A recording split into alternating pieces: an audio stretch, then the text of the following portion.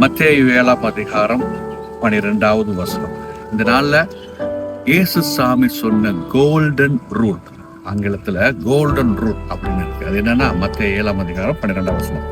ஆதலால் மனுஷர் உங்களுக்கு எவைகளை செய்ய விரும்புகிறீர்களோ அவைகளை நீங்களும் அவருக்கு செய்யுங்கள், அதுவே நியாயப்பிரமாணமும் தீர்க்க தரிசனங்களும் ஆகும்.